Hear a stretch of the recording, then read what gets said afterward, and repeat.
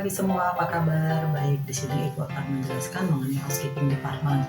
Kalian semua sudah tahu bahwa housekeeping department adalah salah satu departemen yang ada di hotel. Nah, di sini Ibu akan khusus menjelaskan housekeeping department. Housekeeping department itu berasal dari dua kata, house dan to keep. House itu adalah rumah, wisma ataupun hotel. To keep itu menjaga atau memelihara. Nah, mereka disatukan menjadi housekeeping.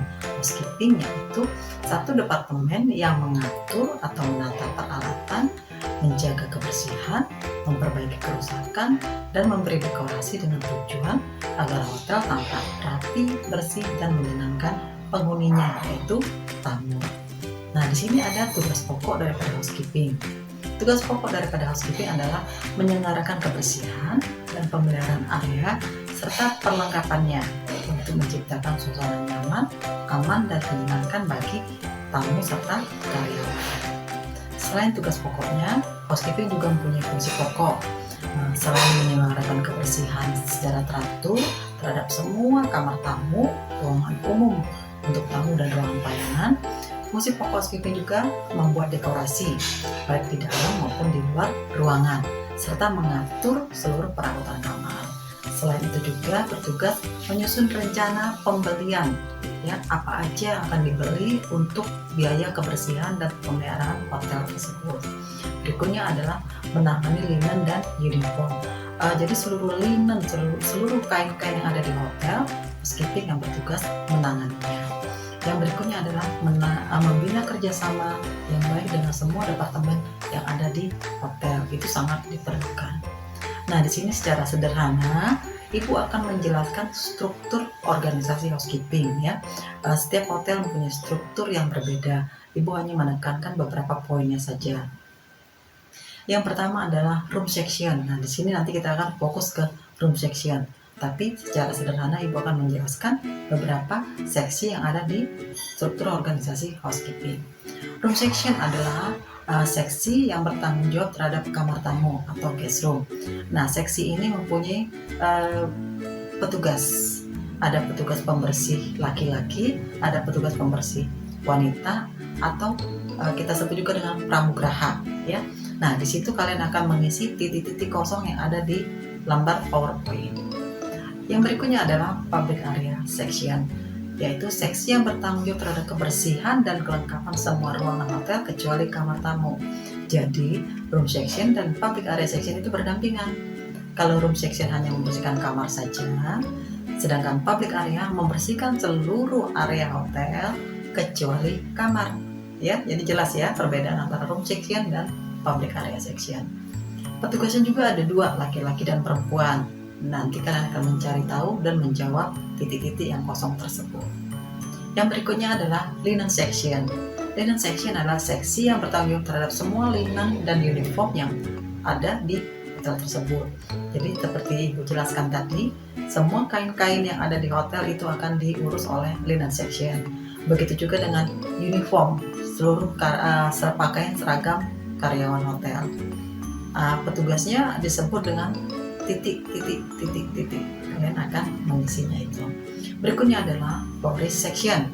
Florist section adalah seksi yang bertanggung jawab terhadap pengadaan, merangkai, penyimpanan, dan pendistribusian semua bunga yang ada di hotel. Jadi seluruh bunga-bunga yang ada di dalam hotel itu ditangani oleh florist section.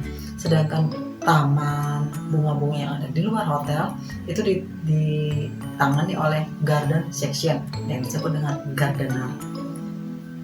Berikutnya adalah laundry section. Laundry section adalah seksi yang bertanggung jawab terhadap semua pencucian linen, uniform, serta pakaian tamu hotel. Jadi ini termasuk dengan pakaian tamu yang menginap di hotel. Kalau tamu ini ingin mencucikan, laundry section yang menanganinya. Nah, di sini ada petugasnya, ada petugas pengambil pakaian, petugas pengecek pakaian tamu, petugas penanda pakaian tamu, petugas pencuci, dan petugas pengepakan. Nah, di situ ada titik-titik di PowerPoint itu ada titik-titik yang akan kalian isi, ya. Kalian akan cari tahu apa saja isi daripada titik-titik tersebut. Oke, baik. Berikutnya kita akan mulai menjurus ke room section, seksi kamar. Ya, materi kita mengenai room section. Room section adalah seksi yang bertugas membersihkan, merapikan, dan melengkapi kebutuhan tamu di kamar. Nah, kalau kalian lihat di PowerPoint, di situ ada R.B, R.M, R.A. Nah, kalian akan mengisi, itu adalah istilah-istilah untuk petugas room section. Jadi petugas ini yang membersihkan, merapikan, melengkapi kebutuhan tamu serta memberikan pelayanan yang diperlukan di kamar tamu tersebut, baik itu yang ada di bedroom maupun yang ada di bathroom, ya. Oke, itu mengenai room section. Sekarang Ibu akan menjelaskan sedikit mengenai jenis-jenis kamar berdasarkan letaknya. Di sini ada, kalian bisa lihat di PowerPoint, ada connecting room. Connecting room adalah jenis kamar, ya, dua kamar yang berdampingan. Jadi dua kamar itu berdampingan, dan di antara dua kamar itu mempunyai pintu penghubung. Jadi kamar tersebut berdampingan dan bisa dihubungkan oleh pintu penghubung tersebut. Biasanya suka menyewa ini adalah keluarga, ya, keluarga yang mempunyai anak-anak, jadi mereka bisa memesan dua kamar dan dihubungkan oleh pintu penghubung tersebut. Itu yang disebut dengan connecting room. Yang berikutnya adalah adjoining room. Adjoining room adalah kamar yang berdampingan kayak connecting room tadi, tapi tidak punya pintu penghubung. Jadi seperti kamar berdampingan biasa, ya. Itu yang membedakan antara connecting room dan adjoining room. Yang berikutnya adalah adjacent room. Adjacent room adalah kamar yang berhadapan, ya, yang dipisahkan oleh koridor. Jadi kamar satu di sebelah kiri, satu di sisi kanan yang saling berhadapan, itu adjacent. Yang berikutnya adalah duplex.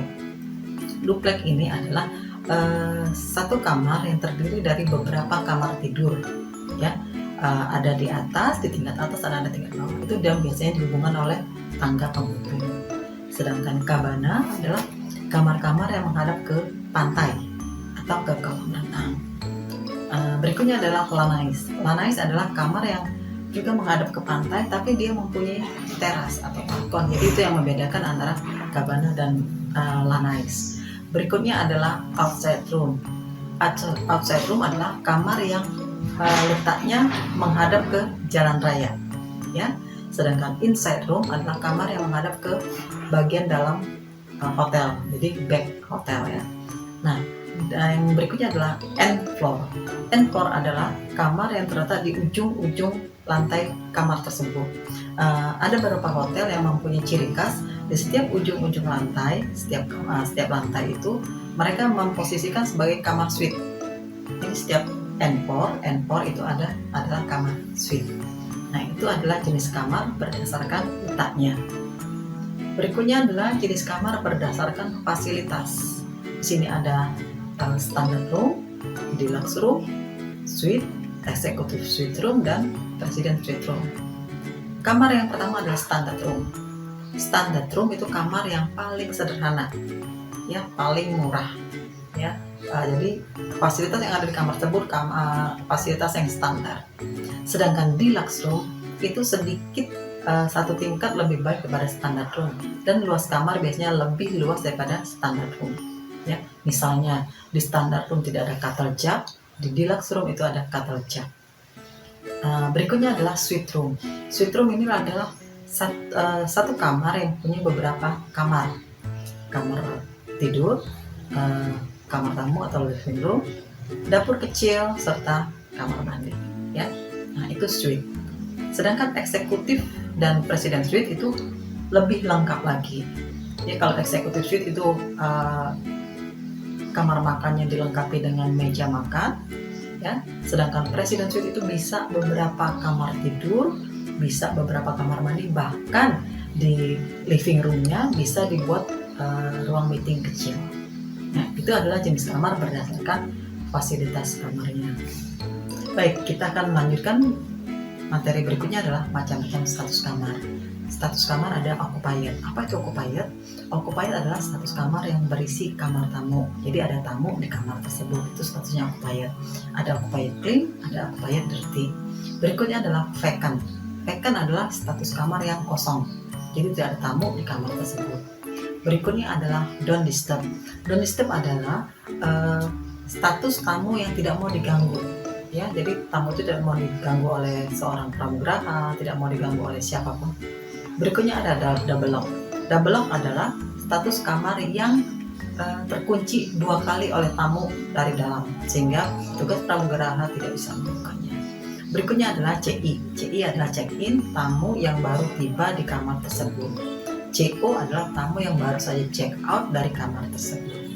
SO adalah sleep out. Sleep out adalah tamu yang check-in di kamar tersebut tapi tidak tinggal di kamar tersebut, jadi hanya barangnya saja yang ada di kamar tersebut. Berikutnya adalah house use.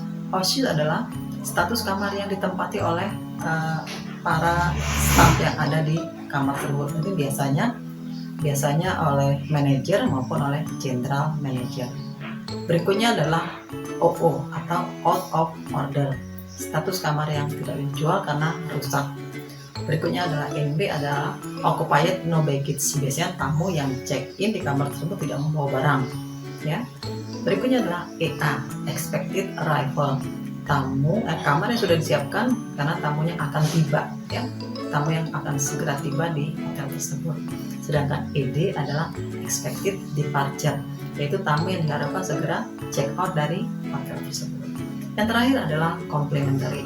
Complementary adalah satu istilah kita kayak gratis gitu ya. Jadi orang yang menempati kamar tersebut digratiskan, tidak membayar.